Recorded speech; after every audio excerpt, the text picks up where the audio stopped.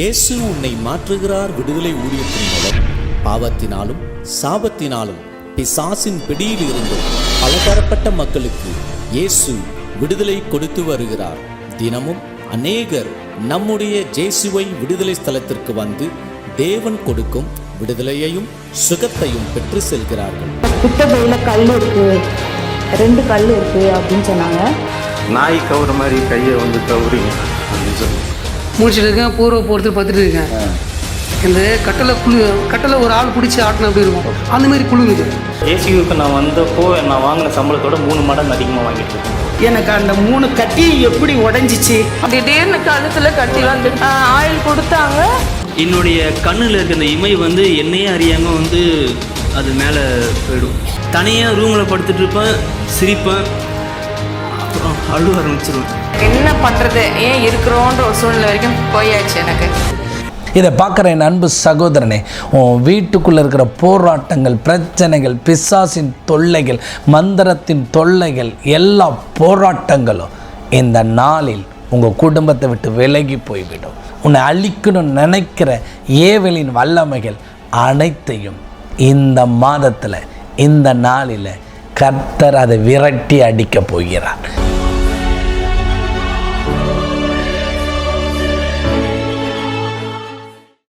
இயேசுவின் இனிதான நாமத்தினால என் அன்பு ஜேசு குடும்பத்தினர் மற்றும் இந்த யூடியூப் சேனல் மூலமாய் ஆசீர்வதிக்கப்பட்டு வருகிற உங்கள் ஒவ்வொருவருக்கும் இந்த புதிய மாதத்தின் வாழ்த்துக்களையும் ஆசீர்வாதத்தையும் நான் சொல்லிக்கொள்ள விரும்புகிறேன்.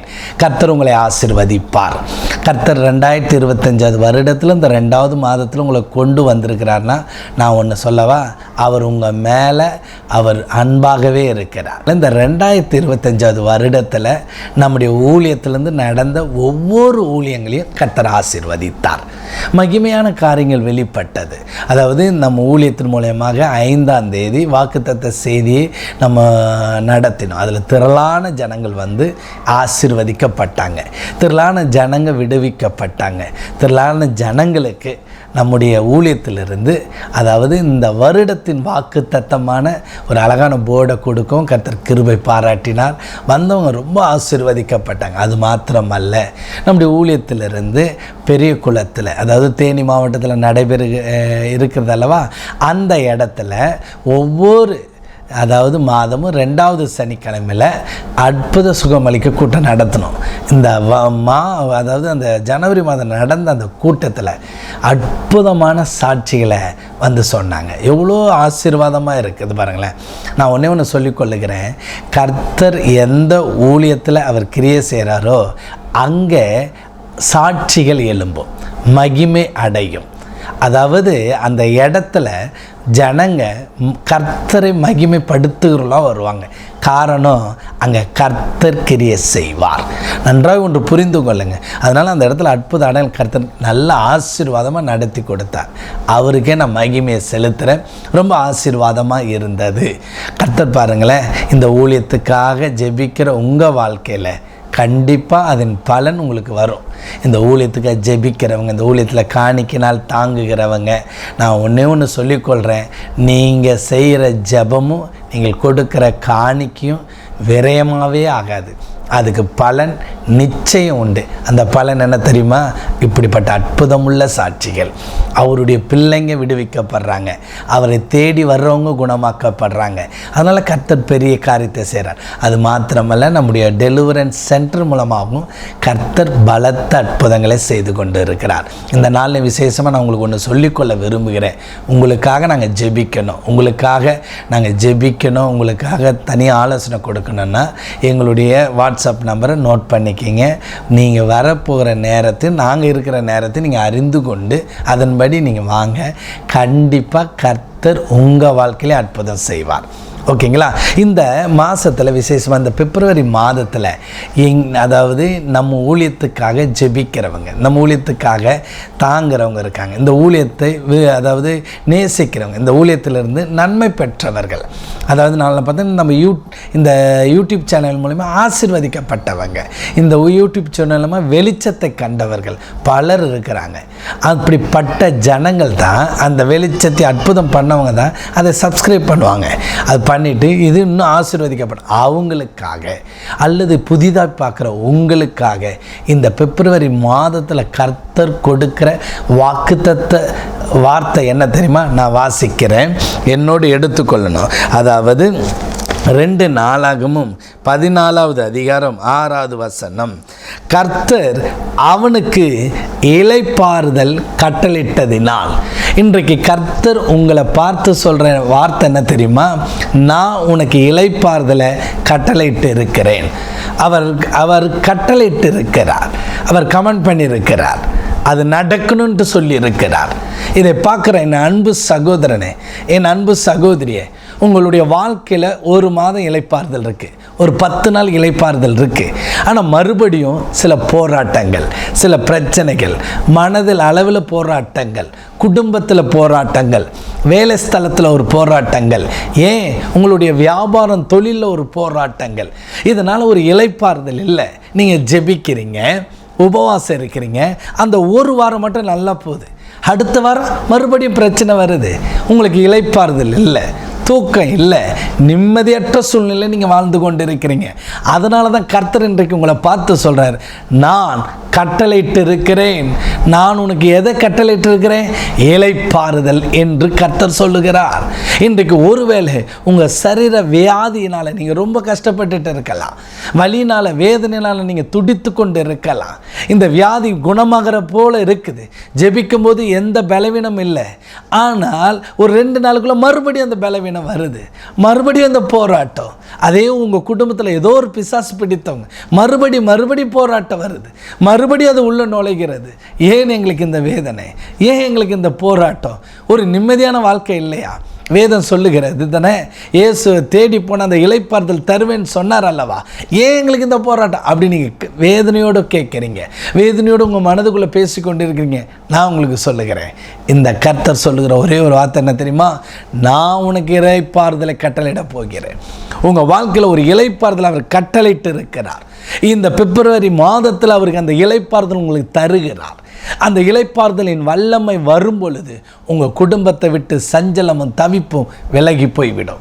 அவர் இளைப்பாறுதல் தருகிறார் என்றால் அந்த இடத்துல அவருடைய கண்காணிப்பில் நீங்கள் வருகிறீர்கள், அவருடைய பாதுகாப்பில் நீங்கள் வருகிறீங்க.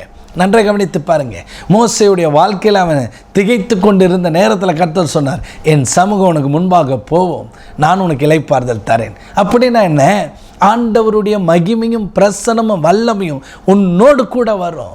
இதை பார்த்து கொண்டிருக்கிற அன்பு சகோதரனே, நீ ஒரு பிசாசின் தொல்லைனால் நீ ரொம்ப கஷ்டப்பட்டு கொண்டிருக்கிறீங்க, மந்திரத்தின் கட்டுகளினால் நீங்கள் ரொம்ப மனவேதனை உடைந்து போயிருக்கிறீங்க. ஏன் தெரியுமா? என் வாழ்க்கையில் போகும்பொழுது ஒரு சமாதானம் இல்லை, வரும்போது சமாதானம் இல்லை, வண்டியில் போகும்போது விபத்து ஆபத்துக்களை உண்டு பண்ணுது, ஒரு வேதனையோடு இருக்கிறீங்க. நான் சொல்லுகிறேன், அவர் இன்னைக்கு இளைப்பாறுதலை கட்டளையிட போகிறார் என்றால் அவர் மகிமையும் பிரசனமும் உங்கள் மேலே தங்கி இருக்கும், அவருடைய வல்லமை தங்கி இருக்கும். நீங்கள் எங்கே போனாலும் அவருடைய வல்லமை உங்கள் கூட வருங்க. இஸ்ரவேல் ஜனங்கள் போகும்பொழுதெல்லாம் மேகஸ்தம்பம் பகலில் வந்தது அல்லவா? அதே போல் கர்த்தர் உங்கள் கூட வருவார், உங்கள் கூட வருவார். உங்களுடைய ஆஃபீஸுக்கு வருவார், நீங்கள் வியாபார ஸ்தலத்துக்கு போகிற இடத்துக்கு அவர் வருவார், நீ எங்கே போறீங்க அங்கே அவர் வருவார். மறந்துடாதீங்க, அவருடைய வல்லமை வரும். ஏன்னா கட்டளை இடுகிறார் என்றால் அவர் வருகிறார் என்ற அர்த்தம். அதை மறந்து விடாதீர்கள். நீங்கள் தனிமையில் இல்லை, நீங்கள் தனித்து விடப்பட்டவங்க இல்லை. நீ தூர தேசத்தில் இருந்தாலும் அவர் உங்கள் கூட தான் இருக்கிறார். நீங்கள் தூர தேசத்தில் படிக்க போயிருக்கலாம், வேலைக்கு போயிருக்கலாம், அங்கே ஒரு விதமான போராட்டங்கள் கலக்கங்கள் இருக்கலாம். நான் சொல்லுகிறேன், கர்த்தருடைய வல்லமை உங்கள் மேலே தொடும், உங்களோடு இருக்கும். எனக்கு ஒரு சகோதரனை தெரியும், அவர் ஆஸ்திரேலியாவுக்கு வேலைக்காக போயிருந்தார். அங்கே அவர் நிம்மதியாக இருந்தார். ஒரு மாதம் கடந்து போனது. மறு மாதம் அவர் அந்த வீட்டுக்குள்ளே தூங்க முடியலை. இரவு நேரத்தில் ஒரு சத்தம், ஏதோ ஒரு சத்தம் அவரை போட்டு அழுத்தி கொண்டே இருந்தது. அது தெரியாமல் அவர் ரொம்ப கஷ்டப்பட்டு கொண்டே இருக்கிறார். இரவு நேரத்தில் கருப்பு உருவங்கள் வந்து அவரை தூங்க விடாதபடிக்கு அவரை போட்டு அழுத்துமோ, அவர் அலறி எழுந்துப்பார். அந்த அறைக்குள் அவர் மட்டும்தான், அவருடைய குடும்பம் அவருக்கு, அதாவது அவருக்கு அந்த நாட்களில் அவர் மேரேஜ் ஆகலை. அவ்வளோ ஒரு போராட்டத்தில் இருந்தார், வேதனையில் பயத்தில் இருக்கும்போது அவருடைய நண்பருக்கு அவர் தொடர்பு கொண்டார். எனக்கு ஒரே பயமாக இருக்குது. அந்த நண்பர் என்ன பண்ணார்னா, என் நம்பரை அவருக்கு கொடுத்தார், நீங்கள் இவரை கான்டாக்ட் பண்ணுங்கன்ட்டு. நான் இரவு நேரத்தில் இருக்கும்போது அவர் எனக்கு ஃபோன் பண்ணுறார். அவருக்காக நான் நைட்டு ஜெபம் பண்ணினேன். அவர் அந்த நாளிலிருந்து அந்த போராட்டம் அவர் தொடவே இல்லை. அது அப்படியே விலகி போனதான். ஏன் அப்படி விலகி போனது? காரணம் என்ன தெரியுமா? கர்த்தர் அந்த இடத்துக்குள் கடந்து வருகிறார். ஒரு மனிதன் ஜெபித்ததுனால அல்ல, ஜெபம் செய்கிற கர்த்தர் இறங்கி வருகிற கர்த்தர். இதை பார்க்குற என் அன்பு சகோதரனே, உன் வீட்டுக்குள்ளே இருக்கிற போராட்டங்கள், பிரச்சனைகள், பிசாசின் தொல்லைகள், மந்திரத்தின் தொல்லைகள், எல்லா போராட்டங்களும் இந்த நாளில் உங்கள் குடும்பத்தை விட்டு விலகி போய்விடும். உங்களை அறியாத ஒரு விதமான ஒரு நடுக்கம், உன் வீட்டை சுற்றிலும் அலைந்து கொண்டிருக்கிற சில கிரியைகள், உன்னை அழிக்கணும்னு நினைக்கிற ஏவலின் வல்லமைகள் அனைத்தையும் இந்த மாதத்தில், இந்த நாளில் கர்த்தர் அதை விரட்டி அடிக்க போகிறார். நீ கலங்காத, நீ கண்ணீர் வடிக்க வேண்டாம். ஏன்னா அவர் சொன்னது, நான் உனக்கு இளைப்பாறுதலை கட்டளையிட போகிறேன். ஒரு பெரிய இளைப்பாறுதலை கர்த்தர் தருவார். உங்கள் சரீரத்தில் ஒரு இளைப்பாறுதல், உங்களுடைய ஆத்துமாவில் ஒரு இளைப்பாறுதல், ஏன் உங்கள் ஆவிலும் ஒரு இளைப்பாறுதல் தரப்போகிறார். உங்கள் வாழ்க்கையில் ஆத்துமாலையும் ஆவிலும் இளைப்பாறுதல் இல்லாமல் இருக்கிறீங்க, சரீரத்துலேயும் ஒரு இளைப்பாறுதல் இல்லாமல் இருக்கிறீங்க. ஒரு நிம்மதியாக இல்லை, நிம்மதியான தூக்கம் இல்லை. ஆனால் இன்று இயேசு உங்களுக்கு தரப்போகிறார். எத்தனை பேர் அதை பெற்றுக்கொள்ள நீங்கள் ஆயத்தமாக இருக்கிறீங்க? அவர் உங்களுக்கு தரணுன்ட்டு விரும்புகிறார், உங்களுக்கு கொடுக்கணுன்ட்டு விரும்புகிறார், உங்களுக்கு அவர் தந்து உங்களை ஆசீர்வதிக்கணுன்ட்டு விரும்புகிறார். நீங்கள் உடனே கேட்கலாம், ஏன் நாங்கள் ஆண்டவரை தானே தேடுகிறோம், ஆண்டவரோடு தானே நடக்கிறோம், ஆண்டவரை தானே பின்பற்றுகிறோம், ஏன் எங்களுக்கு இந்த இளைப்பாறுதல் சரியாக இல்லை? 1 மாதம் இருக்குது, 10 நாள் இருக்குது, அதுக்கப்புறம் இல்லையே, ஏன், என்ன விஷயம்? அது முழுமையாக இருக்காதா? முழுமையாக அந்த இளைப்பாறுதல் தங்காதா என்று நீங்கள் கேள்வி கேட்டுக்கொண்டு இருக்கிறீர்கள். மனதுக்குள்ளே புலம்பிக் கொண்டே இருக்கிறீர்கள். நான் ஒன்று சொல்லிக்கொள்ள விரும்புகிறேன். ஒன்று புரிந்து கொள்ளணும். அதாவது கர்த்தருடைய வார்த்தையை நீங்கள் படிக்கணும், அவருடைய வார்த்தையை நம்பணும். நீங்கள் ஏதோ ஒரு தீர்க்க தரிசன செய்தி அந்த வார்த்தை என்று நம்புறது நல்லது தான். ஆனால் வேதத்தை நீங்கள் புரிந்து கொள்ளும் பொழுது தான் அற்புதத்தையும் அந்த இளைப்பாறுதலும் அந்த வல்லமையும் உங்கள் வாழ்க்கையில் தங்கி இருக்கும், அந்த மகிமை தங்கி இருக்கும். அப்போ இளைப்பாறுதல் கர்த்தர் எப்படி தருவார்? நன்றாய் ஒன்று புரிந்து கொள்ளுங்கள். என்னோட வேதத்தை எடுத்துக்கொள்ளுங்கள். எரேமியா எழுதின தீர்க்க தரிசன புஸ்தகத்தில் 6வது அதிகாரம் 16வது வசனத்தை நான் படிக்கிறேன், பாருங்களேன். வழிகளிலே நின்று பூர்வ பாதைகள் என்ன எவை என்று கேட்டு விசாரித்து நல்ல வழி எங்கே என்று பார்த்து அதிலே நடவுங்கள், அப்பொழுது உங்கள் ஆத்துமாவுக்கு இளைப்பாறுதல் கிடைக்கும். நன்றாய் ஒன்று புரிந்து கொள்ளணும். இன்றைக்கு ஆண்டவர் உங்கள் வாழ்க்கையில் அற்புதத்தையும் இளைப்பாறுதலையும் தருகிறார் என்றால் அவர் சொல்கிறார், என்னம்மா சொல்கிறாரு? நல்ல வழி எங்கே என்று பார்த்து அதில் நடவுங்க. அதாவது இளைப்பாறுதலுக்கு வேண்டிய வழி என்ன, அதை பாருங்கள், அதில் நடக்க பாருங்கள். நன்றாக புரிந்து கொள்ளுங்க. ஒரு மனிதனுடைய வாழ்க்கையில் இளைப்பாறுதல் நிலைத்திருக்குன்னா எந்த வழியில் நடக்கணும் என்பது நமக்கு தெரியணும். அதுதான் முக்கியம். அதை கண்டுபிடிக்கும் பொழுது தான் ஒரு பெரிய ஆசீர்வாதம் வந்து சேரும் என்பதை மறந்து போகாதீர்கள். நெகேமியா 9:28வது வசனத்தை நான் உங்களுக்காக வாசிக்கிறேன், பாருங்களேன். அவர்களுக்கு இளைப்பாறுதல் உண்டான போதோ உமக்கு முன்பாக மறுபடியும் பொல்லாப்பு செய்ய தொடங்கினார்கள். நன்றாய் ஒன்று புரிந்து கொள்ள வேண்டும்.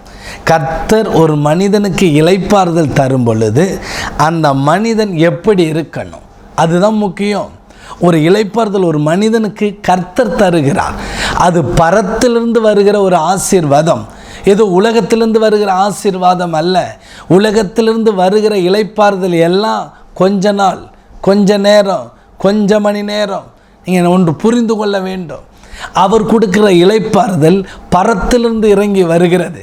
அந்த இளைப்பாறுதல் நிலைத்திருக்க வேண்டும் என்றால் அதைத்தான் இங்கே சொல்லியிருக்கிறார் நெகேமியா. அவர்களுக்கு இளைப்பாறுதல் உண்டான போதோ உமக்கு முன்பாக மறுபடி பொல்லாப்பு செய்ய தொடங்கினார்கள். ஆகையால் அவர்கள் சத்துருக்கள் அவர்களை ஆளுக ஆரம்பிக்கிறார்கள். நன்றாக ஒன்று புரிந்து கொள்ளுங்க.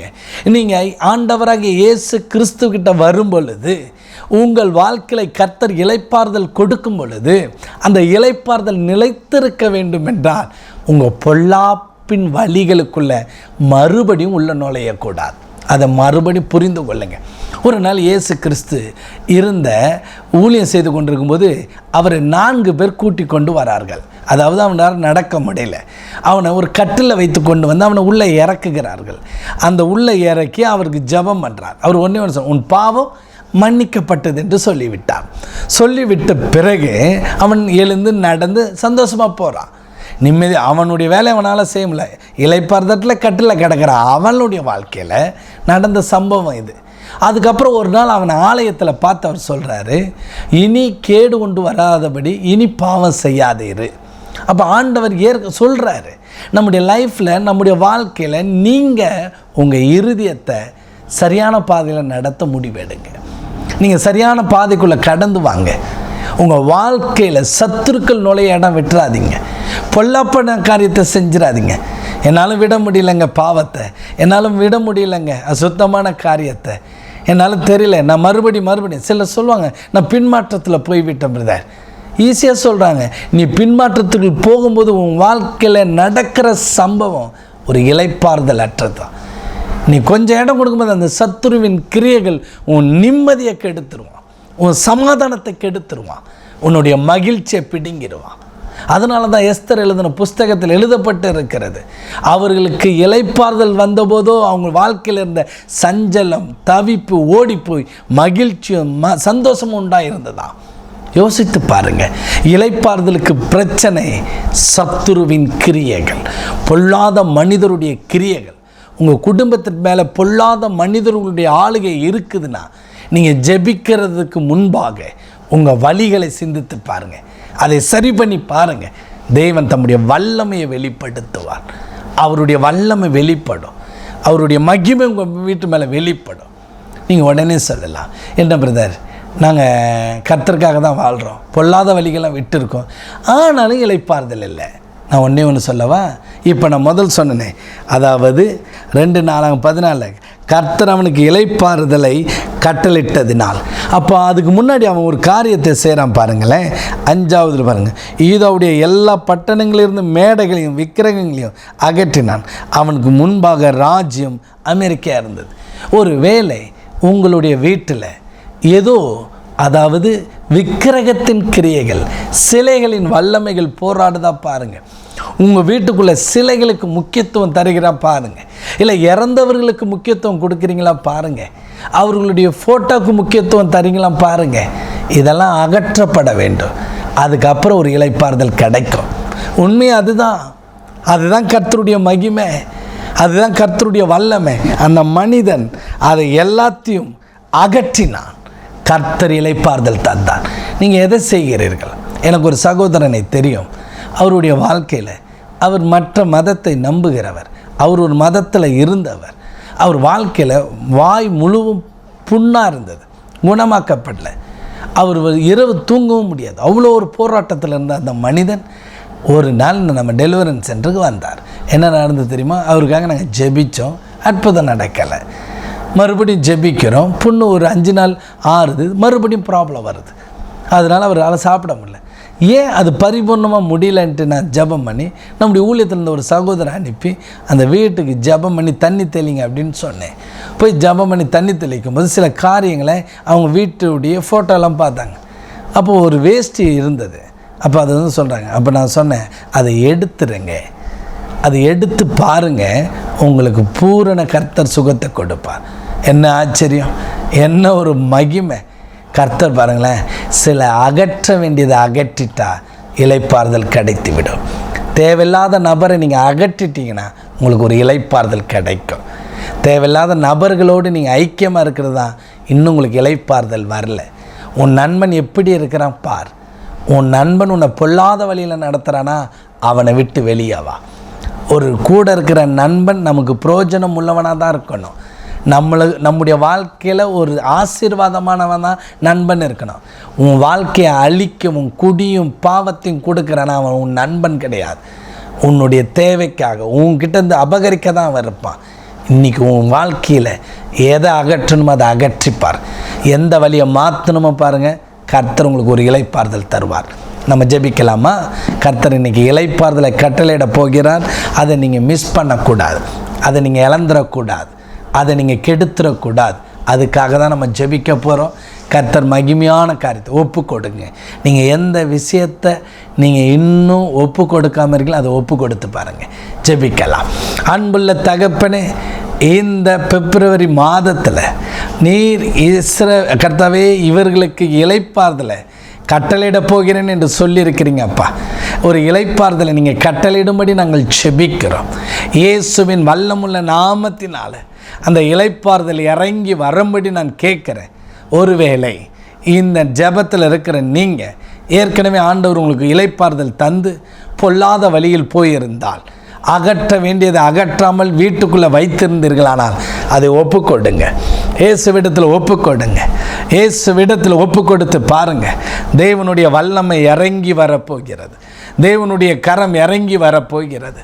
அற்புதத்தின் கரம் இறங்கி வரப்போகிறது. ஒரு மகிமையின் கரம் இறங்கி வரப்போகிறது. இயேசுவின் வல்லமை இறங்கி வரட்டும் அப்பா. இப்பொழுது அர்ப்பணி, ஒப்புக்கொடு. அந்த காரியங்களை கேளுங்க கர்த்தர்கிட்ட. நான் இன்னும் பொல்லாத வழியில் போகிறேன்னா, நல்ல ஜெபம் பண்ணினேன், கர்த்தருக்காய் வாழ்ந்தேன், எனக்காக இளைப்பாறுதல் கர்த்தர் தந்தார், நான் போராட்டத்தில் இருந்தேன், இந்த இயேசுவிடத்தில் வந்தேன், இயேசு எனக்கு ஒரு இளைப்பாறுதல் தந்தார். ஆனால் என் வழியை பொல்லாப்புக்குள்ளே போனேன். என்னுடைய வழியில் தேவையில்லாத நபர்கள், தேவையில்லாத மரித்த நபர்களுடைய ஃபோட்டோக்கள், சிலைகளின் வல்லமையை நான் நமஸ்கரித்திருந்தால், அப்பா என்னை மன்னித்து விடுங்க. கேளுங்க, இந்த நாளில் இன்றைக்கு உங்களுக்கு மறுபடியும் ஒரு ஜீவன் உண்டாக்க போகிறது. உங்களுடைய இறுதிய படபடப்புகள் மாறப்போகிறது. அகற்ற வேண்டியது அகற்று, ஒப்பு கொடுக்க வேண்டியது ஒப்பு கொடுத்து பார். இது உங்களுடைய கடைசி தருணம். இது தேவனுடைய ஒரு சந்திப்பின் நேரம். இயேசுவின் வல்லமை தொடட்டும் ஆண்டவர். ஒவ்வொருவரையும் தொடட்டும். ஒவ்வொருவரையும் தொடுவதாக சொல்லி ஜெபிக்கிறேன். ஒவ்வொருவரையும் தொடுவதாக சொல்லி ஜெபிக்கிறப்பா. தேங்க்யூ. ஒப்பு கொடுத்த உங்கள் வாழ்க்கையில் கர்த்தருடைய வல்லமை இறங்கி வரப்போகிறது. ஒரு அபிஷேகம் இறங்கி வரப்போகிறது. இப்பொழுதே ஒரு வல்லமை உங்களை தொடப்போகிறது. அப்படியே கர்த்தரை நோக்கி பாருங்க, தேவனை நோக்கி பாருங்க. அவருடைய வல்லமை இறங்கி வரட்டப்பா. இப்பொழுது எல்லா சத்துருக்களும் வெளியே போகட்டும். வியாதியின் ஆவி இயேசு நாமத்தில் வெளியே போகட்டும். எல்லா பிசாசின் வல்லமைகள் வெளியேறட்டும். மந்திர கட்டு, செய்வினை கட்டுகள் எல்லாம் குடும்பத்தை விட்டு விலகு, வீட்டை விட்டு இயேசு நாமத்தில் விலகட்டும். இயேசு நாமத்தில் விலகு என்று கட்டளை கொடுக்கிறேன். இப்பொழுதே இந்த குடும்பத்துக்கு ஒரு இளைப்பாறுதல் வராதபடி போராடுகிற எல்லா மந்திர கிரியைகள், அக்கினி வந்து கொண்டு இருக்கிறது. ஒரு வல்லமை வந்து கொண்டு இருக்கிறது. ஒரு மகிமை வந்து கொண்டு இருக்கிறது. இப்பொழுது தொடுவதாக சொல்லி ஜெபிக்கிறேன். வல்லமை இறங்கட்ட, ஒரு அக்கினி வருகிறது. பெற்றுக்கோ. இன்னைக்கே ஒரு விடுதலை. இப்பொழுது விடுதலை. மந்திர கட்டிலிருந்து விடுதலை. உன் வயிற்றுக்குள்ள இருக்கிற மருந்துகள் வெளியேற போகிறது. இயேசு நாமத்தில் வெளியேறு. ஏவலின் வல்லமை விலகு. கட்டளை கொடுக்கிற நசரேனாகிய இயேசு நாமத்தில் விலகு. எல்லாம் மண்டையில் இருக்கிற ப்ராப்ளங்கள் எல்லாம் முடி கொட்டுகிறது. எல்லா இடுப்பு பிரச்சனைகள், வயிற்று வலி இயேசு நாமத்தில் வயிற்றை விட்டு வெளியேறு. இயேசு நாமத்தில் மந்திர கிரியைகள் வெளியேறட்டும். எரிக்கப்படு, எரிக்கப்படு, எரிக்கப்படு. எல்லா கட்டுகளும் நசரேனாகிய இயேசுவின் நாமத்தினால கட்டளை கொடுக்கிறேன். இப்பொழுது பெற்றுக்கோ. ஒரு அக்கினி இறங்குகிறது. ஒரு அக்கினி இறங்குகிறது. பவர் தி ஹோலி ஸ்பிரிட். தேவ மகிமை, தேவ மகிமை, தேவ மகிமை, தேவ மகிமை, தேவ அக்கினி.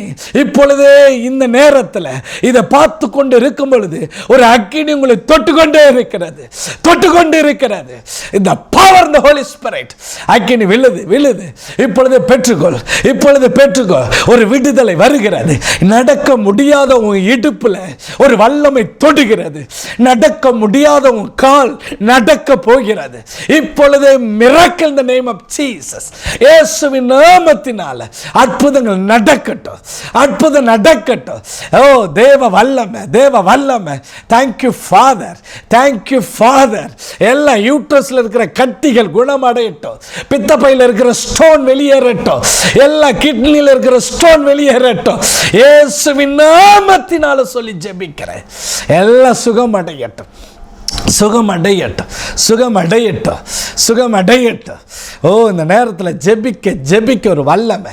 இப்போ ஜெபிக்கும் பொழுது உங்களை அறியாத ஒரு சில கட்டுகள் உங்களை விட்டு வெளியே புறப்படுகிறது. சிலர் அப்படியே கொட்டாய் விட்டு கொண்டே இருக்கிறீங்க. சிலருக்கு ஒன்றும் பண்ணல, ஒரு விதமான தலை வலிக்கிறது, கழுத்து நிற்கலை, ஆடிக்கொண்டிருக்கிற எல்லா கட்டுகளும் எல்லா நுகங்களும் இயேசுவே உம்முடைய வல்லமுள்ள நாமத்தினால அந்த கட்டுகள் உடைக்கப்படு, உடைக்கப்படு. இந்த பவர் தி ஹோலி ஸ்பிரிட், பவர் தி ஹோலி ஸ்பிரிட். ஓ மகிமை, விடுதலை உண்டாகட்டும், கட்டுகள் அறுக்கப்படட்டும். தூர தேசத்தில் பார்த்தாலும் சரி, வேற மாநிலங்கள் மாவட்டத்திலிருந்து பார்த்தாலும் சரி, உங்களுடைய அக்கினி இதன் வழியாய் பாய்ந்து போகட்டும், பாய்ந்து போகட்டும், கட்டு உடைக்கட்டும். ஓ சோதரிக்கிறோம். கடைசியாக சிலைகளின் ஆவிகள், உனக்கு ஒரு இளைப்பாறுதல் தராதபடி போராடுகிற சிலைகளின் ஆவி, எல்லா விதமான போட்டோவுடைய ஆவி இயேசு நாமத்தில் உன் வீட்டை விட்டு புறப்பட போகிறது. இறந்து போன கிரியைகள், இறந்த ஆவிகள், ஓ அதுக்கு நீ விளக்கு ஏத்துறது, அதுக்கு எல்லாம் சோத்தரிக்கிற மெழுகுவத்தி வைத்தது, அதன் மூலமாய் உள்ள நுழைந்திருக்கிற தேவையில்லாத ஆவிகள் இயேசுவின் நாமத்தில் அந்த வீட்டை விட்டு விலகு என்று கட்டளை கொடுக்கிறேன். I command the name of Jesus. விலகி போ என்று கட்டளை கொடுக்கிற ஆண்டவரே.